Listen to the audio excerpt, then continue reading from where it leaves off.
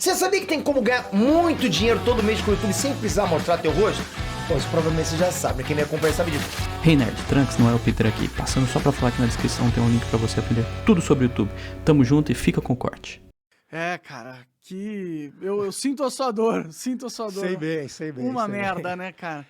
Que é, a gente tava conversando antes de entrar aqui ao vivo. Você foi cancelado porque aparentemente existe o jeito certo de se arrumar um terno. Pois é. E o jeito nazista. Pois é. Eu não sabia disso. Pra começar, depende sempre de quem tá fazendo qualquer coisa, né? Então, até na época, quando surgiu o meu caso, pra galera que não acompanhou, eu tava basicamente numa sessão do Senado, acompanhando uma audiência pública, e tava lá atrás, já cansado, aquele papo todo ali. Aí fui arrumar o terno, os caras falaram, não, peraí. O cara fez assim para arrumar o terno, aquilo ali é um gesto nazista, e começou aquele inferno todo, pedindo a minha cabeça, pedindo para ser preso. Aí gerou uma porrada de processo, cancelamento, 4 dias de Jornal Nacional, trazendo especialista para explicar por que aquilo ali era nazista e era tão perigoso quanto não sei o quê. Caralho.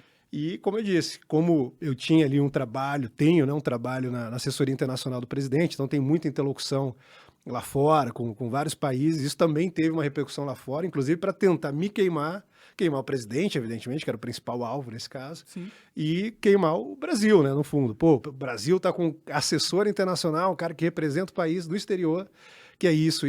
Então foi um negócio pesado. Assim, eu acho que já tem um tempinho, teve um intervalo entre o meu caso e o seu caso, mas foram 2 casos assim, de grandes proporções. Trending Topics, vários dias, Jornal Nacional batendo, todo mundo, a galerinha do cancelamento ali. Felizes pra caralho. Felizes, Conseguimos uma bruxa pra queimar. comemorando. E aí no meu caso, os caras pegaram isso e tentaram falar, não, peraí, o cara ajustou o terno, mas tem um histórico. Aí eles iam lá e pegavam um monte de coisa nada a ver, tiravam do contexto e começou aquele linchamento. Graças a Deus, eu tô numa, como eu disse, foi antes do seu, né? Então até talvez valha de consolação, de conforto, porque eu tô numa etapa mais avançada, fui inocentado de todos os processos. MP entrou contra mim, o Senado abriu uma investigação, no meu caso, né?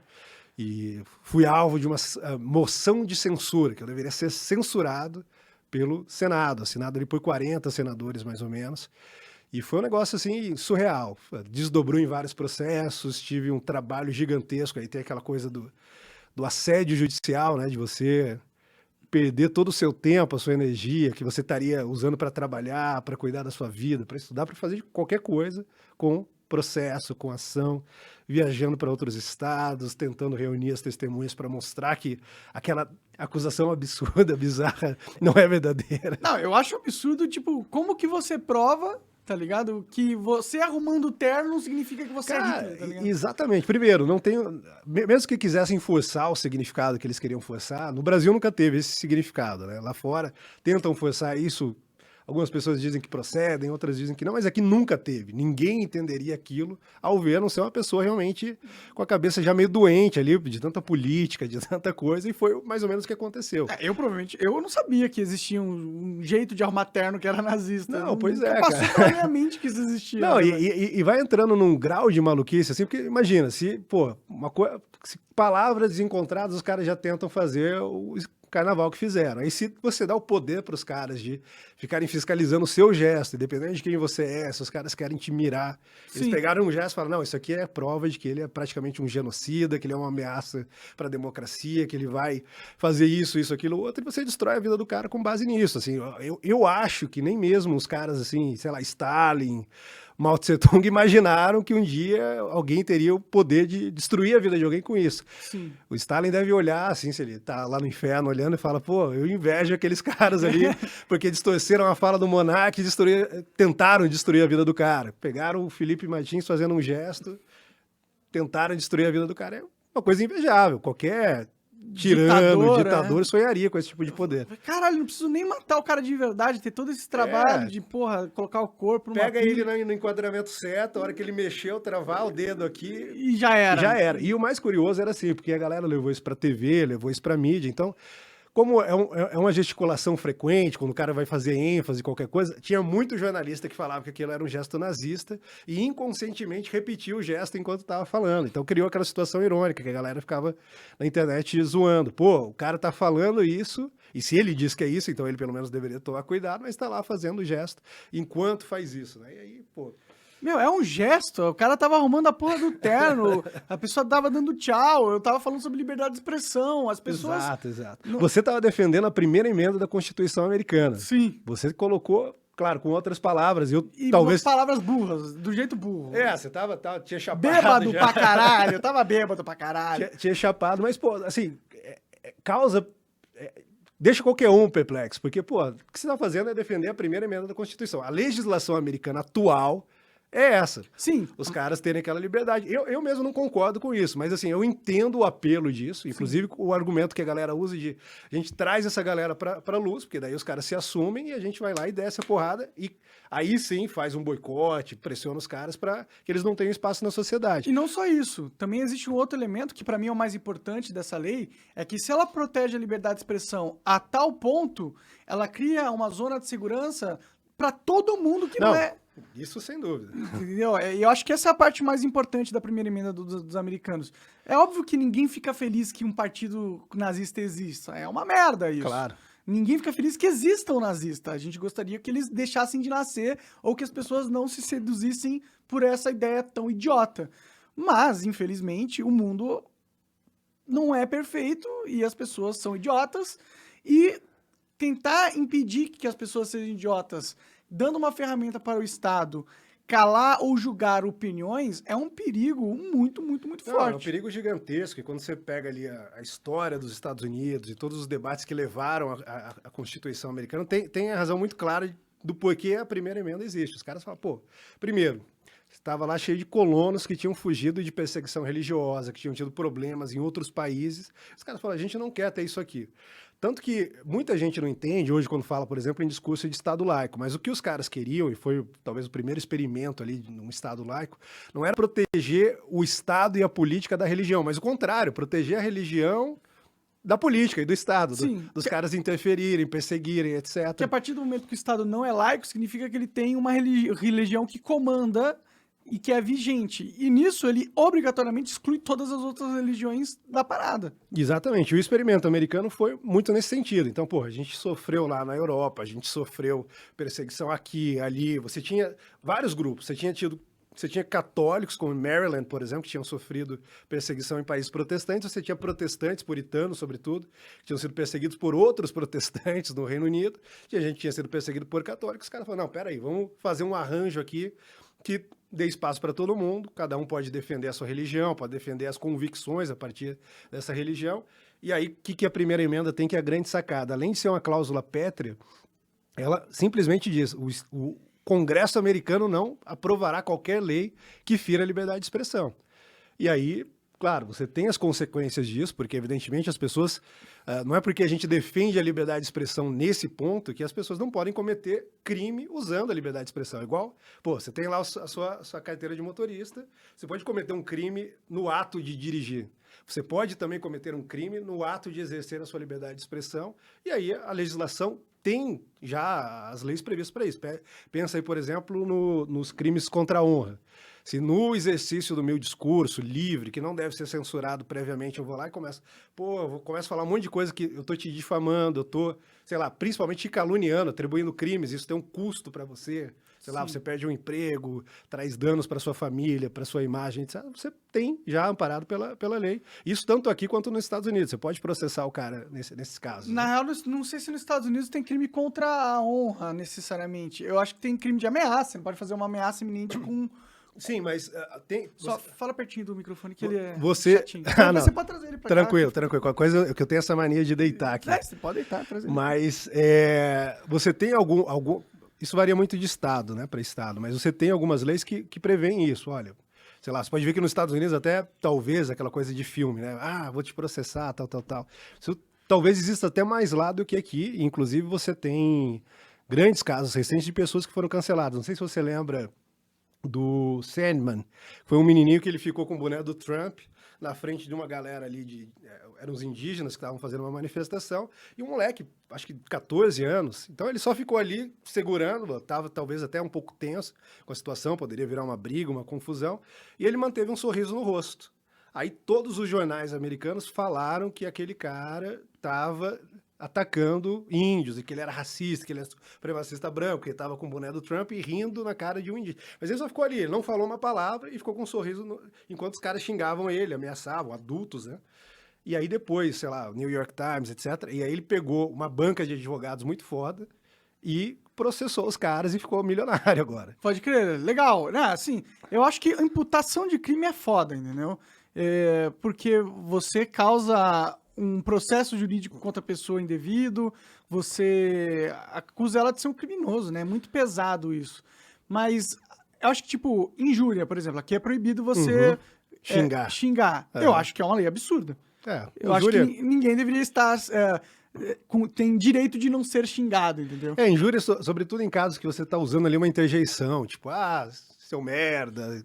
É normal, ainda mais para pessoas. Eu, no meu caso, você tem um programa, eu tô lá trabalhando no governo. A gente tem que lidar com esse tipo de coisa. Sim, imagina se eu fosse processar todo mundo que me xinga. Fudeu, eu ia ter 200 pessoas pra processar todo dia. Todo mundo que já te xingou. Não dá realmente, cara. Agora, assim, passou num ponto, por exemplo, você. O monarca é nazista. Aí, ainda que seja uma coisa tangível, intangível na cabeça das pessoas, não roubou, não extraiu nada. Não, extraiu coisa pra caramba. Você teve um sofrimento gigantesco, teve consequências, você perdeu dinheiro, perdeu patrocínio, teve danos na sua vida pessoal. E aí eu acho que esse arranjo que os americanos fizeram também contemplava isso e é um modelo mais inteligente.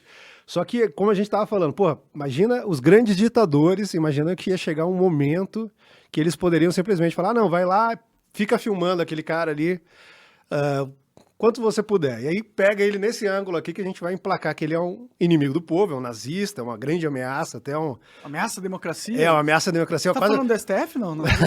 Quase uma ameaça à saúde pública. E aí, o que acontece? Você vai lá e joga o cara para um gulag. É um pouco o método que utilizavam no passado, sei lá, se pegar a União Soviética, se você pegar... tinha até coisas bem absurdas, assim, por exemplo, na União Soviética ou na China, se o cara usava óculos, ele era considerado um burguês, porque naquela época, para ter óculos, era... Então o cara era mandado para um campo de trabalho à força. Ele usava óculos. Porque ele usava óculos, que é um precedente, talvez, para arrumar então, a gente ri como se fosse absurdo, mas o que aconteceu com você é literalmente a mesma coisa. Literalmente a mesma coisa. Num país supostamente democrático. Sim, assim como que fizeram com você também. Em 2022. 2022. É meio bizarro, né, isso? E por que você acha que as pessoas não acordaram ainda para essa realidade? Cara, eu acho, assim, a minha visão disso, assim, eu acho que muita gente percebe e se incomoda com isso. E aí entra uma outra coisa que é a politização de tudo.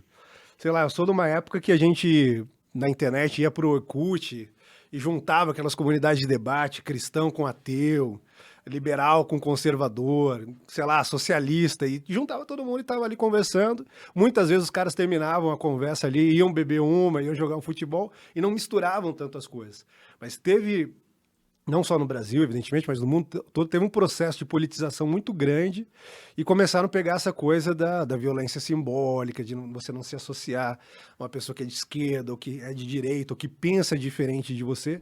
E isso fez um mal gigantesco. E o que acontece? Eu acho que a maioria das pessoas, os caras querem curtir a vida, eles querem ter uma vida confortável, não querem ficar pensando nas consequências políticas de tudo que eles estão pensando, dizendo, fazendo.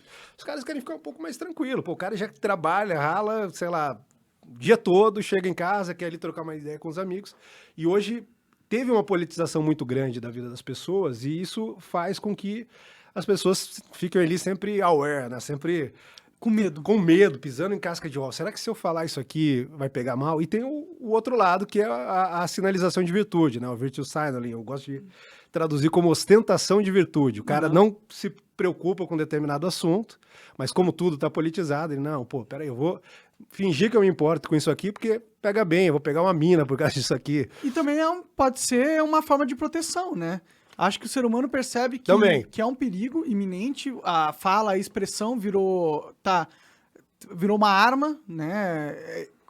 E aí eu acho que as pessoas usam virtual signaling, ou a ostentação de virtudes, Isso. pra meio que tentar se proteger. Tipo, eu vejo muitos influenciadores que pagam um pedágio enorme pra essa galera da ostentação de virtudes pra literalmente conseguir proteção deles. Com certeza, com certeza. E você vê isso muito claramente no que fazem com os caras que saem um pouquinho fora da linha. Estão fazendo com o Gustavo Lima agora. E Thiago Leifert. O caso do Thiago Leifert é impressionante, porque o cara simplesmente falou que ele não quer votar nos dois principais candidatos. Um dos lados deixou o cara em paz, beleza, segue sua vida aí, comenta futebol, vários caras estão lá acompanhando futebol com ele. Não... Agora os outros caras, simplesmente porque ele não quer votar num candidato que tem um histórico de corrupção, etc., os caras falam, não, porra, esse cara é um nazista. Eu vi gente chamando o Thiago Leifert de nazista. Judeu, ele é judeu. Exatamente. Tá ligado? Você tá chamando um judeu de nazista, velho. Porque ele não quer votar num candidato. Exato. Tipo, vocês não percebem, essa galera, eles não assistem esse programa de qualquer jeito, mas eles não percebem o quão hipócritas eles estão sendo. Mas deve ter um monte que assiste escondido, pode ter certeza. Assiste pra tentar fuder, né? Tanto você quanto eu, os outros convidados que veio aqui. Pode crer. E o quanto eles pisam na memória dos judeus. Uhum. Quando você começa a chamar um judeu de nazista, você tá fazendo uma desonra gigantesca em toda a história que os caras passaram, velho. Não, É nojento fazer isso. Mas as pessoas fazem isso e ainda se sentem virtuosos. Não, e tem duas coisas aí, Monark, porque eu mesmo, assim, a minha família paterna, no judaísmo se diz que você tem que vir de um ventre judaico. A minha mãe não é judia, então, estrito senso, eu não sou judeu, mas eu cresci convivendo com meus primos que são. A minha família paterna, pai e mãe judeus, serviram o exército em Israel, tem família lá, fui para lá várias vezes, inclusive é até curioso pensar que eu acabei sendo acusado de nazismo, porque no começo do governo já me falavam que eu era agente do Mossad, que eu estava arriscando muito a política externa brasileira, aproximando demais o Brasil de Israel e que isso poderia acabar negligenciando o relacionamento com os países árabes, acarretando talvez até em sanções e coisas desse tipo, que também depois se mostrou uma grande inverdade. Mas é curioso isso, porque na época eu coloquei isso. Falei, olha, eu, para todos os efeitos, inclusive eu tenho cidadanias em outros países por causa disso. Estou num processo agora, inclusive, eu falei, vocês querem me chamar de judeu? Então agora eu vou tirar a minha cidadania de Israel só para vocês terem um problema a mais para lidar. Mas eu cresci nisso, meus primos, etc. E quando isso veio, traz toda uma carga de ranço, né? A minha família falou, nós somos judeus. Meu primo está sendo acusado de nazismo. E aí tem um outro lado que, mesmo no seu caso, por exemplo, você não é judeu, acredito que é pelo sobrenome Ayub, né? A origem árabe. Sim. Igual a minha mulher também é de origem árabe.